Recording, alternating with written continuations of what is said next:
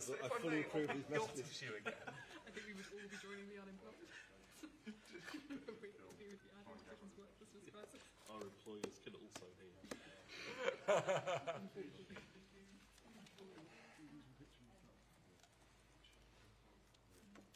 You can get a reaction to it to £10 line. Rachel Reeves. It's all a bit fun, really.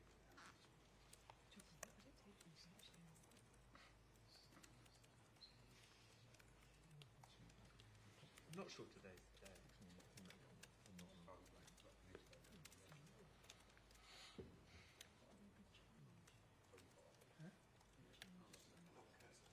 That mic tap back as well. You would.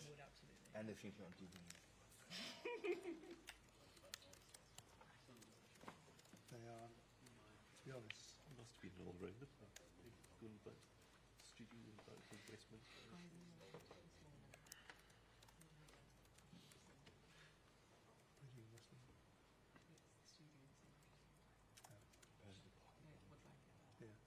Is that where you do the evening shows from? That's compared to Pokemon. That's quite difficult to get to, isn't it? I don't know actually, it's on the number 2. We should be allowed. It's one of the... It's one of the simple. Might be. No. Didn't the publisher? Where's that? Yeah, Steph sent it to us. Right, okay.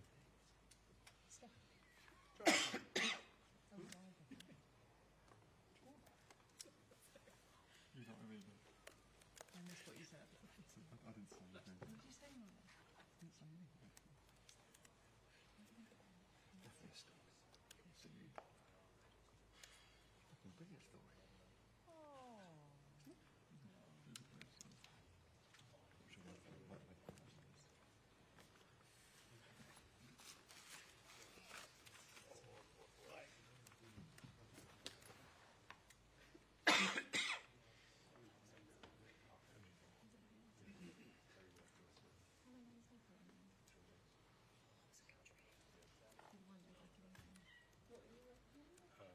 Go and get a Saturday job. Go and get a Saturday job, said Minister. It's what he says. It's what he says. Right. It's what he says, Michael. Benefits Go and get a Saturday job.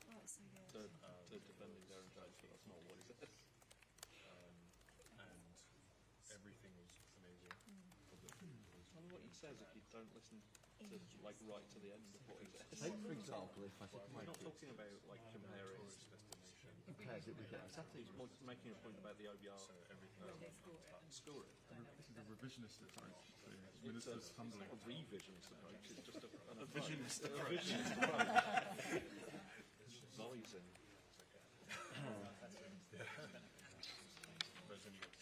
Yeah, no,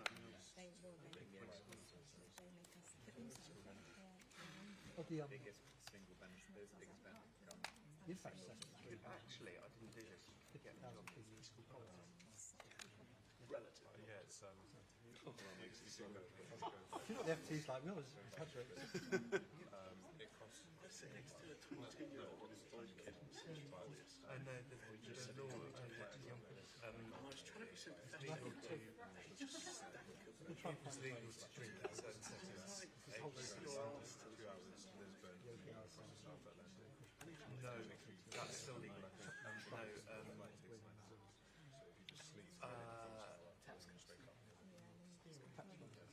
Yeah, tax transfers. Bars on private property. Oh, nice.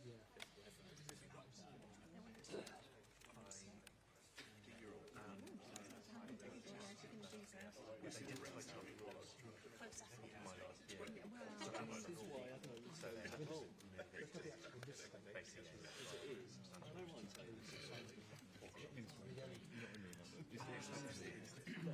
so the most of them, the bits the old The nicest bit of the book, the Marines. The Marines pitch, which it should be is an exit. Now, what I said when I was at university,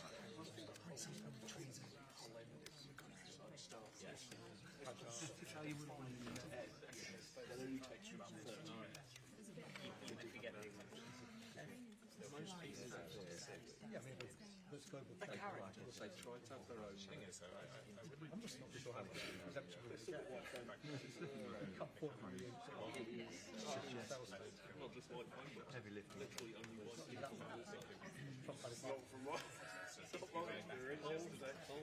There might be some one of the vantage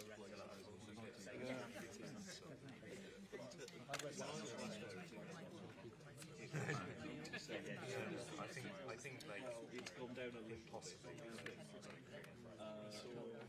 saw a group of sales that like we were getting the Grand Victorian Hotel next to the station that being used sidestepped it out. So it gets out and maybe starts to chatting like distribute we think and then we had the most daily strikes and most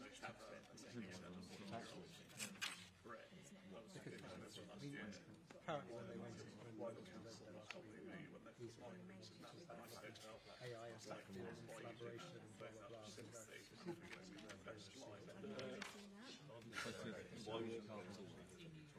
is that why they've pushed it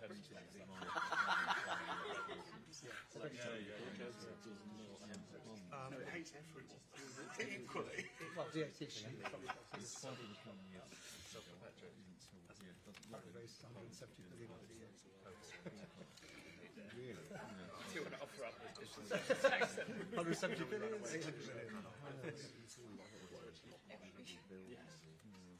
That's something like So like, it wasn't the sort of like around 20%. I want to start with something. 20% of all families support They were wearing hoodies.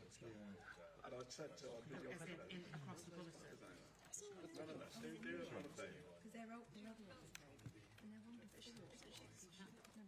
Explaining it, so they're not putting it. Yeah, it's very still. It might be a deal. They're normally about I think somewhere in the paper should be able to mention it. But it's In favour of bosses. Trump's the EU tariffs, right? Well, I don't know. well, hitting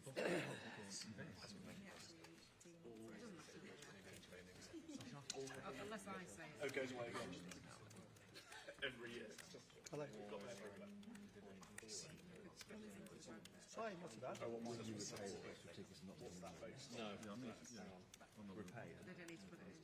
But I need to write and say whether they're ready to change that line anyway. But I think we can manage it. Massive sort of I have a feeling that Irish podcasts may not be as bigger training. enough to exist all over and defending the as well. They won't call me. Yes.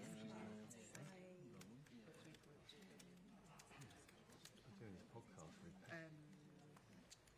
that now? Podcast? I think in the leading to the welfare. Oh, Natasha, right? What? Off to France tomorrow.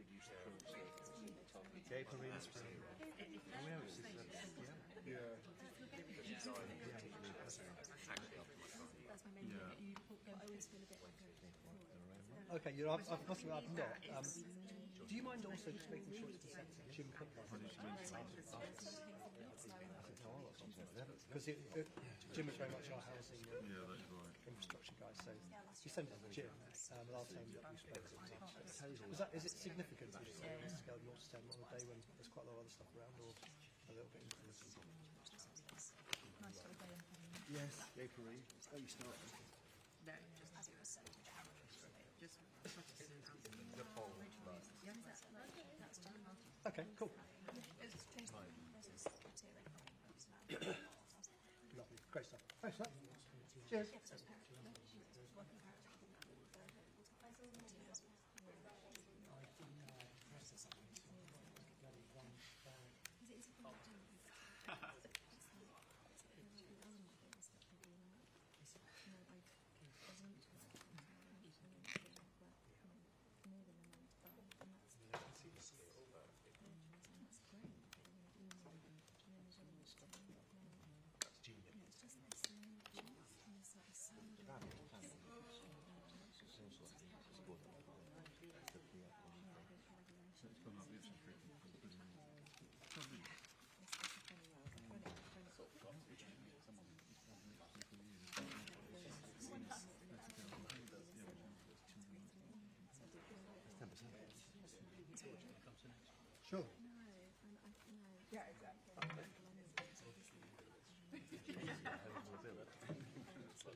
journalist turns up. Maybe it's one of the Okay, to ask a question.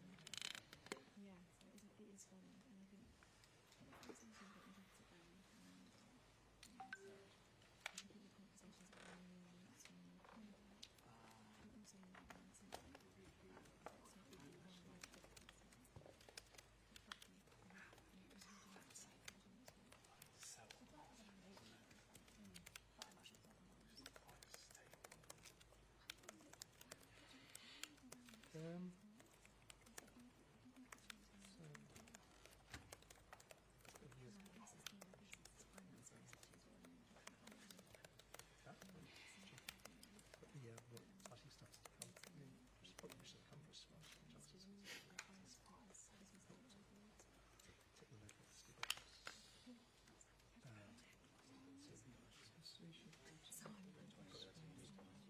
There's plenty of stuff in there about sort of potential risks there. Trouble.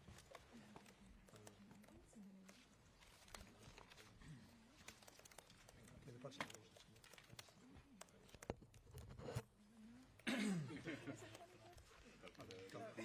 I'm always so glad when these things are out of the way.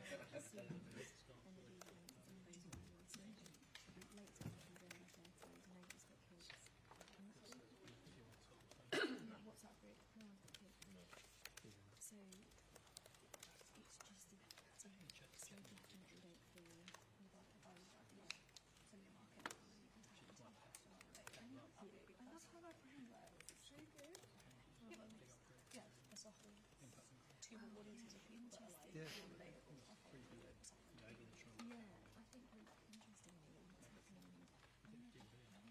Yeah. Is the expectation that when the other reforms also get scored, that then it will probably tip over the 1.5 million? Is that just... That's the A test, then they do that. We actually deliver it, but it was just score.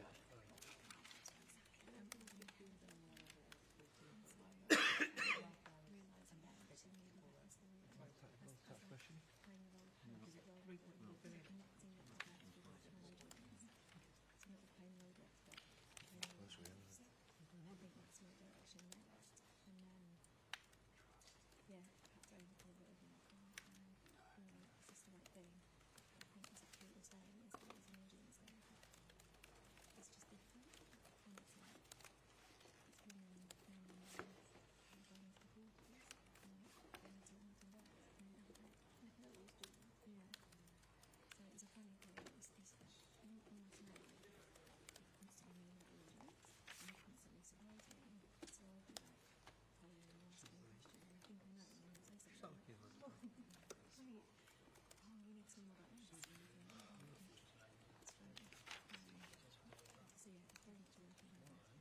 Is that in Paris? I think in Paris.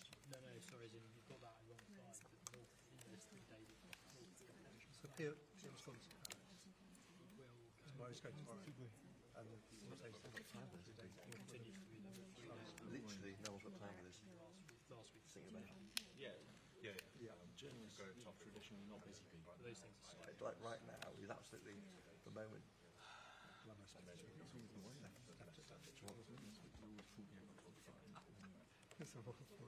were you here? Oh, free.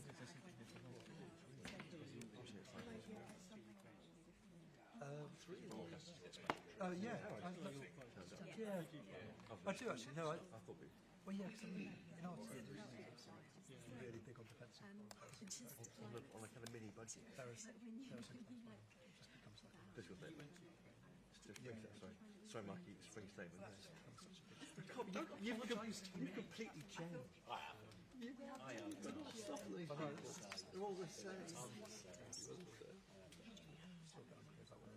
You're, of course, you're the same. You give the benefit of the doubt to the government.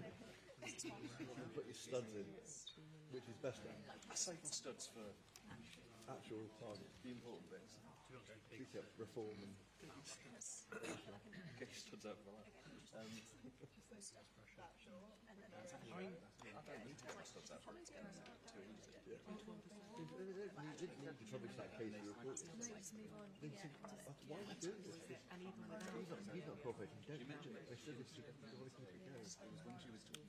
Why? Yeah. You want to have people talking about this once there's a local election? Taking into account the fact that I tell you, you never would have put that out. Why? so should it be You might have thought, why are we doing this? why are we doing this? But why at all? Let's just like, it's an internal matter, we're dealing with it. Instead of what put it all out. I mean, they were right late. It's funny because Because we don't know even, so that's true, and even without look at that. It's like Trotsky. Literally could be a Soviet cancer.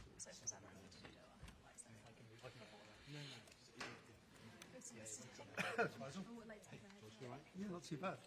Oh, Dave's been ejected. He was just giving some high level. No, I'm sitting. No, I'll sit. Come back, Dave. I'm sorry. I think it's. I'm so sorry. Who's about to spill the beans on the coalition of the willing? On the what? So the coalition of the willing. The example.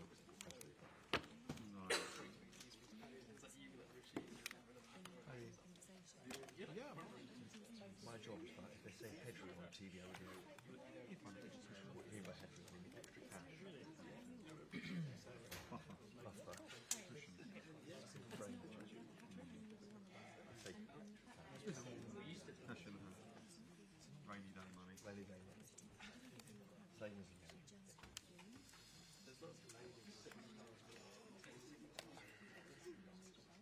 Yeah.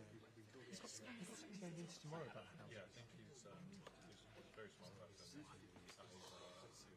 Doing more figuring out. Is it Cherish next week? Yeah. Same tune back through.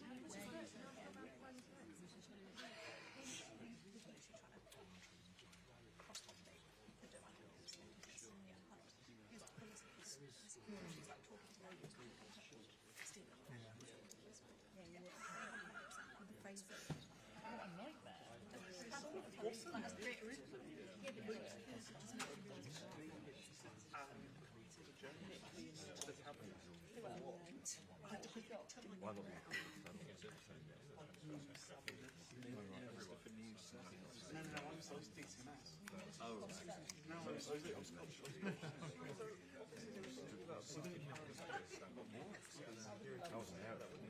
It's like the Marshall. That was the reason we closed the spread. Tried to spend that before the election. Like, you know, when Labour win, they're going to make Harry Cole and steer and make it.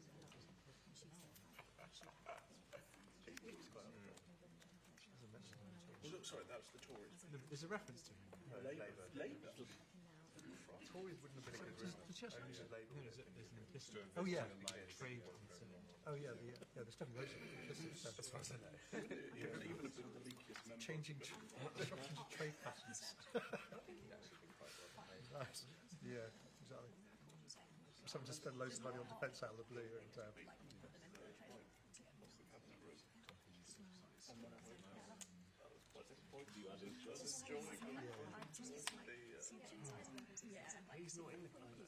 I genuinely had a detailed conversation with Keir Starmer about collective responsibility. Detailed and lengthy version of my Because still I'd spent the day outside Westminster, my brain was desperate to get Dave Simple at Estelin 1. Get too deep about this. Give me those. in a brief on a PM trip to Liverpool. Last night? Not last night. You were at work. Call it what it is.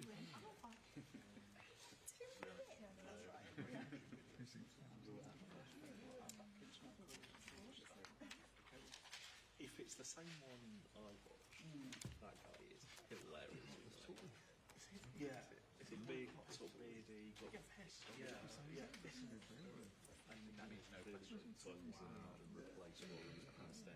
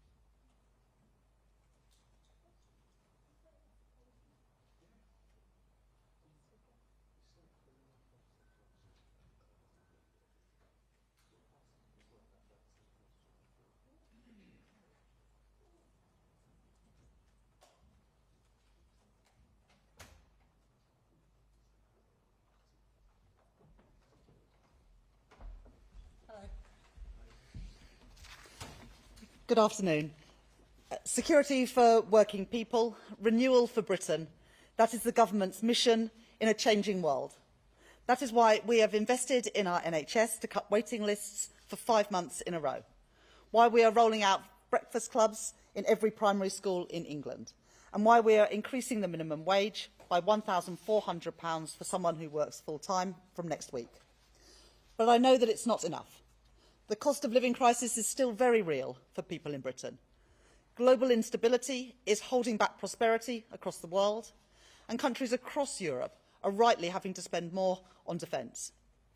That is why today I have spelled out how we are going further and faster in delivering our plan for change. We are strengthening our nation's defences with £2.2 billion as a further down payment on our plans to deliver defence spending worth 2.5% of GDP by April 2027. We are seizing the opportunities of a changing world with a commitment to make Britain a defence industrial superpower, to create jobs, prosperity and opportunity in every corner of Britain. And we are getting Britain building again, with our plans to build 1.5 million new homes. The plan for change is working. The Office of Budget Responsibility has today revised down economic growth for this year, but it has upgraded growth for next year and every year after that. The economy will be larger at the end of the forecast than predicted in October. Our planning reforms alone will add £6.8 billion to the size of our economy by 2029-30. And real household disposable incomes, the money in people's pockets, will rise by £500 a year per person on average. There are no quick fixes, no shortcuts to prosperity. but we have returned stability to our economy. We have brought back security for working people, and we are delivering national renewal. Thank you very much. Right, I think I'm taking some questions. I'll start with Faisal from the BBC. Great. Sorry. Chancellor, thank you. The OBR has said that as a result of your welfare changes, that 250,000 people will be pushed into poverty. Is that a price worth paying for the rise in interest costs? And especially at this point, could you justify a £1 billion tax giveaway to the biggest tech multinationals in the world, or even contemplate it at a moment when so many more people are going to go into poverty? Thank you very much for that question, Faisal. But as the OBR have also set out, they haven't accounted for any change in the number of people who are on benefits today who will go into work. And they set out in the document that they produced today that they're going to do some work ahead of the budget in the autumn to analyse our plans, the £1 billion of investment that we're putting in to have guaranteed, personalised and tailored support for people to get back into work. And so we're confident that the changes that we are making and the support that we're providing to get people into work will result in more people having fulfilling careers, paying decent wages, and of course that's the best way to lift families out of poverty. In terms of tax policy, it's up to the UK government to set tax policy for the UK economy, including the digital services tax. Now, the digital services tax was supposed to be temporary until there was a global agreement as part of Pillar 1 and Pillar 2 of the OECD agreement, but we believe that companies should pay tax in the countries in which they operate, which is why we introduced the digital services tax in the first place, and our views on that have not changed. Anushka Astana from ITV. Thank you, Chancellor. What do you say to those who say your obsession with meeting self-imposed fiscal rules are punishing the most vulnerable? Well, look, there's nothing progressive and there's nothing Labour about losing control of the public finances.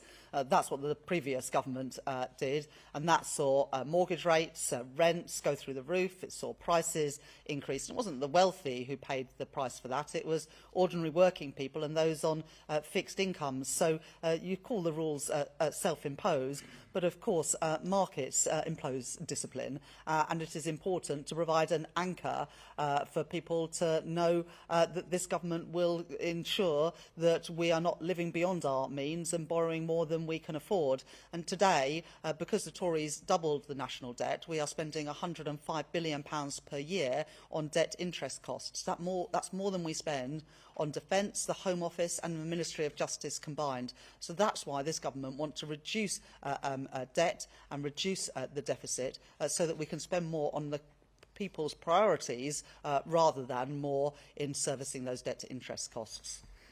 Beth Rigby from Sky. Thank you, Chancellor. October was meant to be a once-in-a-generation budget. When you raised 40 billion in taxes, you said to people, I'm not coming back for more. But you have come back for more today. You've come back in the form of 14 billion of spending cuts. Is it time for you to level with people and admit that your plan hasn't protected them? And the truth is that you are going to have to come back for more tax rises or spending cuts in the budget in October unless you change your fiscal rules. Thanks. The budget last October was a once-in-a-generation budget. It was needed to wipe the slate clean after 14 years of economic mismanagement and specifically the failure of the previous government to have done a spending review for so many years. And so we did have to make a number of difficult decisions on tax and welfare and on spending in the budget last year. But we have now wiped the slate clean. We'll never have to do a budget like that again. There's lots of speculation that I was going to change taxes today. The Tories were desperate to call this an emergency budget. It was far from it. We have found efficiencies in public spending. We've shifted money from ODA to defence. And of course, one of the ways that we restored the headroom was the fact that the OBR have scored one of our planning reforms, which not only results in the economy being £6.8 billion bigger by the end of the forecast, but has also provided £3.4 billion that we can use to restore that headroom. And I think that just goes to show that what I said during the election was that you can't tax and spend your way to prosperity. The previous government only knew tax and spend. They didn't know growth. We are growing the economy. The OBR have revised up every year after this one for growth and forecast that the economy will be bigger than they were envisaging in October. Well, I'm not going to write 4 years' worth of budgets. I've just delivered a spring statement today, but I think you can see through this spring statement how determined I am, how determined this government is to live within the means that we set ourselves in the budget last year and to grow our economy, because that is the way to sustainably improve living standards and have the money that we need for our public services. Ryan from The Sun. Chancellor, more than 3/4 of that national insurance hike is set to be passed on to employees through lower wages. Is it fair to say that that rise really is a tax on working people? Well, wages are rising at almost twice the rate of inflation. Of course, inflation fell today for the data that was published for February, while at the same time wages are increasing by 5.8, 5.9%, and that's been happening for the last few months. So already working people are seeing increases in what they're taking home every month. And from next week, the national living wage goes up by 6.7%. That amounts to a pay rise worth £1,400 for somebody who works on the national living wage full time, and that's 3 million people. So people are beginning to see in their pay packets extra money there. And of course, the OBR forecast today that by the end of this Parliament, the real household disposable income per person is set to be £500 higher than the plans we inherited from the previous Conservative government. So far from people's wages falling, as you're suggesting, wages, living standards, incomes are going up. And that's so important, because I want families to have more of their own money in their pockets to spend on the things that they want to do. Joe from Bloomberg. Chancellor, the IPS's Paul Johnson says that the £10 billion of headroom you've given yourself against your main fiscal rule leaves you once again at the mercy of events. So can you just talk us through why you didn't give yourself more headroom? And aren't we now going to face months of speculation about what taxes you might have to increase, and that'd be bad for the economy?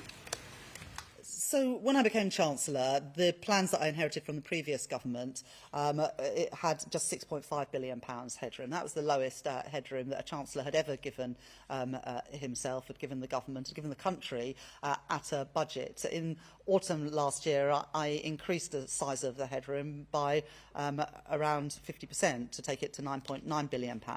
And despite the fact that, as the OBR have said, 3/4 of the deterioration in the headroom reflects higher government borrowing costs, similar to what you're seeing in Germany and France, they've managed to restore all of the headroom today. There were some people who said, oh, you can wait until the autumn to restore the headroom, but I've been really clear. Stability is the #1 priority of this government, because that's how you bring the growth back to the economy. So we restored the headroom in full today. So people should have no doubt about my commitment and how seriously I take the fiscal rules. As I said today, they are non-negotiable. George Parker from the FT. Chancellor, April the 2nd has been described as Liberation Day by the US President Donald Trump. How damaging would it be to the UK economy if a full-scale global trade war was unleashed on April the 2nd? And how confident are you that we might be able to negotiate a deal with the Trump administration to spare Britain from some of the worst effects of those tariffs? Well, the OBR have set out today in their documents some different scenarios for what tariffs might mean for the UK economy. I think all of us were very pleased when our Prime Minister went to Washington just a few weeks ago to have those initial meetings with the US President. The last time Donald Trump was President of the United States, trade and investment flows between our two countries increased. 1 million British people work for American firms, and 1 million Americans work for British firms. So you can see how closely our economies are intertwined, and tariffs between our economies, increased tariffs between our economies, will damage both of our economies, and we'll continue to make those make that case for free and open trade. And let's see where we get to in the next few weeks. But I recognise how important free and open trade is, not just with the United States, although they are our biggest single trading partner, but also with the EU. And that's why I'm pleased that the summit between the UK and the EU has been organised for May this year because we also want better trade flows between us and our nearest neighbours in Europe, particularly to help small businesses who have been tied up in red tape since the botched Brexit deal that the previous government did. Right, got time for a couple of more questions. Lady there in the second row. Thank you, Chancellor. Jessica Frank-Hughes from City AM. The Office for Budget Responsibility has said the government's trade employment rights bill is likely to have net negative economic impacts on employment, prices and productivity. Are you concerned the ABR might downgrade the UK's growth forecast based on the bill? And what do you say to those who warn this goes against your efforts to get more people into jobs? As we grow the economy, we want ordinary working people to benefit, and that's why we are banning exploitative zero-hour contracts, fire and rehire, and also it's why we are increasing the national living wage, because we want to incentivise people to go into work and for that work to offer the security and dignity that should come from employment. Now, the OBR haven't put anything in their forecast today about the Employment Rights Bill because it's still working its way through Parliament, but we're confident that it will result in ordinary working people having more money in their pockets, but also having the security to spend that money because they don't have to worry from week to week whether they'll be in work or how many hours they'll get. Lady there. Harriet Line, Daily Mail. Your welfare cuts will plunge 250,000 people into relative poverty, but at the same time you've accepted lavish freebies, including £600 tickets in a VIP box to watch Sabrina Carpenter. Do you regret accepting those tickets, and will you repay the money? The 250,000 people is based on absolutely no one going into work who was previously out of work, and yet we're putting £1 billion in for targeted employment support to get people back to work. So I'm confident that our plans, far from increasing poverty, will actually result in more people having fulfilling work, paying a decent wage to lift themselves and their families out of poverty. Now, it may come as a surprise to some of you that I'm not personally a huge Sabrina Carpenter fan, being a 46-year-old woman, but a member of my family did want to go and see that concert. I'm not in a position now that I can easily just go and sit in a concert, and some of the things that I might have been able to do in my everyday life in the past are not so easy now. And so I had advice that it would be better to be in a box. The owners of the O2 had a box, tickets that are not available to buy, and they said that I could go in there, and that was better for security reasons. I do recognise that people think that that's a bit odd, but that's the reason why I did that, rather than just being in normal seats, which, to be honest, for me and my family, would have been a lot nicer and a lot easier. Right. Yeah, gentleman there. There's no mic, so just stand up. Oh, sorry. Emilio from Politico. So you're so unused to being asked, you don't even... No, I don't. How these things work. Thank you. Yesterday, the government gave planning approval for the Lower Thames crossing. I was reading about a Chinese company that's building a massive underwater tunnel in just over a year. They've done the bit under the water already in about 110 days. Since you want to build stuff faster and get growth faster, why don't we ask these Chinese guys to come along and show us how it's done? I don't think it's the fact that it's a Chinese company. I think it's probably more to do with the fact that they don't have such onerous rules around bats and newts and frogs or whatever. And so that's why we're reforming our planning system to make it easier to build in Britain. Now, that Lower Thames crossing, as I said in my speech in January, I do want private finance to help build that. But the best way we can get it build is to back the builders, not the blockers, and get through that bureaucracy that currently holds back far too much investment, whether it is transport, energy or indeed housing. I'll just take maybe one more question. Yeah. I'm Natasha Clark from LBC. Yesterday, the Deputy Prime Minister told LBC that she thought taxation was at a sweet spot. Do you agree with that?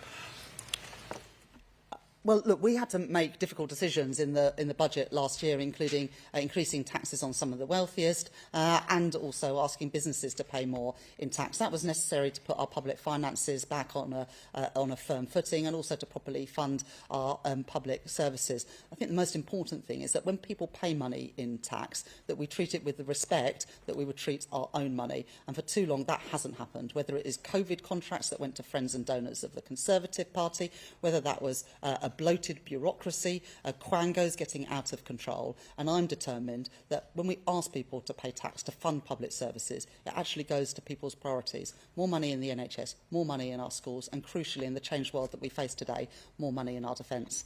Thank you very much.